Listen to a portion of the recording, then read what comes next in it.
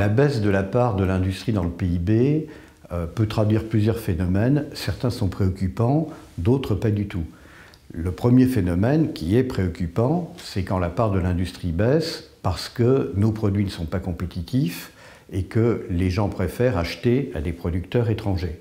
Donc, on produit moins, on a moins d'emplois dans l'industrie, notre balance des paiements se dégrade, on s'endette.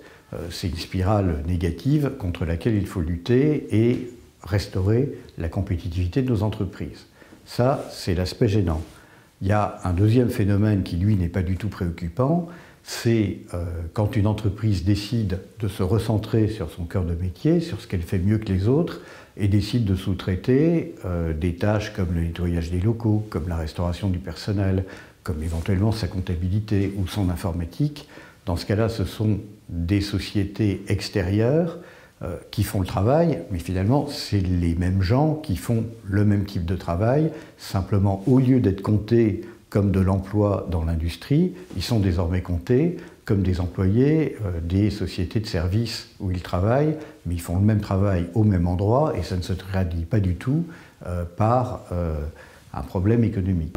Le troisième point, c'est que comme l'industrie fait plus de progrès de productivité que les autres secteurs, les gens se trouvent avec du pouvoir d'achat supplémentaire parce que le prix de leur voiture, de leur ordinateur, de leurs équipements ont baissé.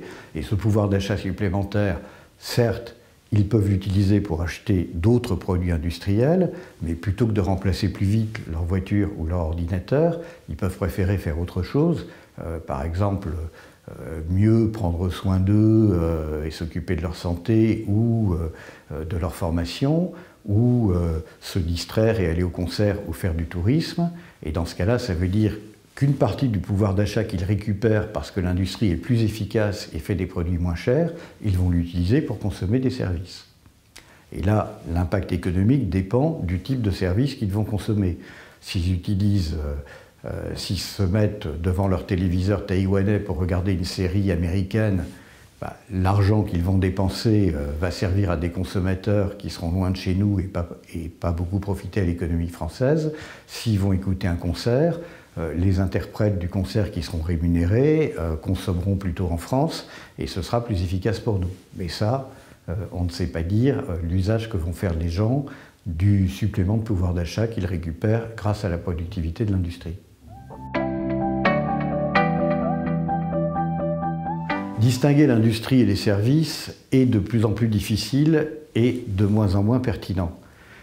Quand vous achetez un bien comme une voiture, vous utilisez aussi un GPS, vous utilisez aussi la radio, vous utilisez souvent un contrat de maintenance, éventuellement un plan de financement. Vous achetez tout un package de biens et de services qui accompagnent le bien. Quand vous utilisez un smartphone, c'est encore plus compliqué. Vous avez un objet, mais cet objet il a de la valeur pour vous parce qu'il vous permet d'accéder à des tas de services. Et à contrario, quand vous utilisez un service, par exemple une connexion Internet, pour vous rendre ce service, il y a toute une infrastructure de serveurs, de câbles, de fibres, etc. Donc, distinguer l'industrie et les services est de moins en moins pertinent, d'autant plus qu'un emploi industriel va faire travailler beaucoup de gens dans les services, comme par exemple les concepteurs de robots, les gens qui vont organiser les logiciels de production ou qui vont s'occuper de toute la logistique autour de l'entreprise, tous ces emplois de service qui seraient détruits si l'industrie disparaissait.